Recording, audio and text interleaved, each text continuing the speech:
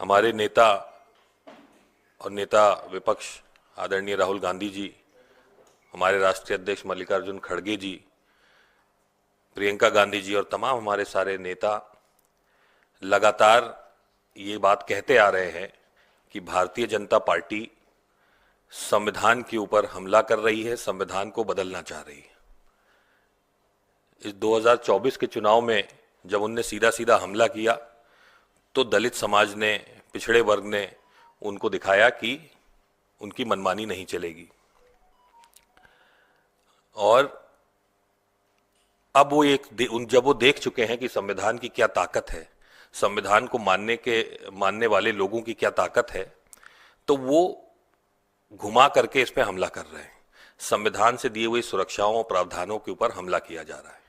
और इस घोटाले में जिसके बारे में आज हम चर्चा करने के लिए बैठे हैं, ये स्पष्ट हो जाएगा कि भारतीय जनता पार्टी धीरे धीरे संविधान को खत्म करने का प्रयास कर रही है और SC, ST और OBC के लोगों के ऊपर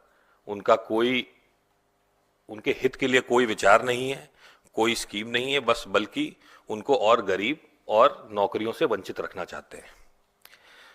उत्तर प्रदेश में आप जानते हैं 2018 से एक प्रकरण चलता आ रहा है, शिक्षक भर्ती प्रक्रिया, जो 69,000 शिक्षकों की भर्ती हुई थी, उसमें एक नया घोटाला द प्रिंट इंडिया के माध्यम से उजागर हुआ है, जिसमें 69,000 शिक्षकों की भर्ती होनी थी।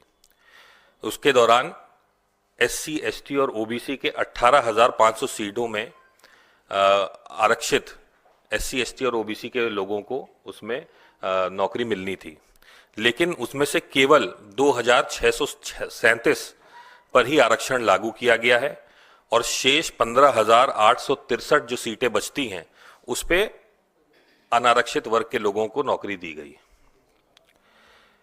ये सीधे सीधे 2,637, 18,500 में से 18,500 देना था, 2,637 दिया है, बाकी सारी अनारक्षित वर्ग के लोगों से भर दी गई हैं।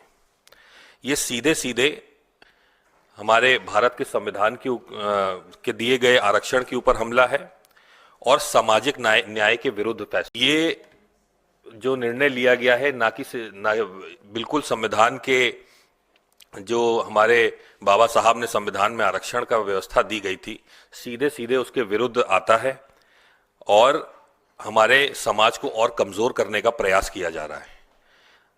दलित समाज के, अनुसूचित जनजाति समाज के और OBC समाज के लोगों को नौकरी से वंचित रखा जा रहा है, बेरोजगार रखा जा रहा है और धीरे धीरे से समाज को पूरी तरह से ध्वस्त करने का प्रयास भारतीय जनता पार्टी के द्वारा किया जा रहा है। और इसके खिलाफ जो छात्र, जो शिक्षक विरोध प्रदर्शन कर रहे हैं, उनको भी दबाने का प्रयास किया गया है, उनको कुचलने का प्रयास किया जा रहा है।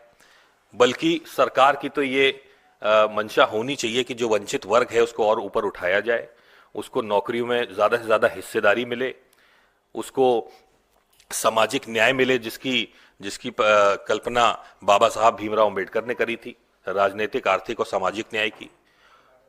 तो सरकार पूरी तरह से SC, ST और OBC के छात्रों को, अभ्यर्थियों को नौकरियों से वंचित रख रही है और गरीब रखना चाह रही है पूरे समाज को। और इसी की लड़ाई हमारे नेता राहुल गांधी जी और खड़गे जी, प्रियंका जी लड़ाई लड़ रहे हैं। लगातार वो सामाजिक न्याय की बात करते हैं, न्याय की बात करते हैं, हिस्सेदारी की बात करते हैं, जातिगत जनगणना की बात करते हैं।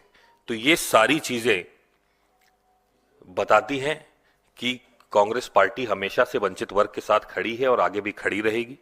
और कांग्रेस पार्टी इस प्रकरण में ये मांग करती है कि इस भर्ती घोटाले में उच्च स्तरीय न्यायिक जांच हो।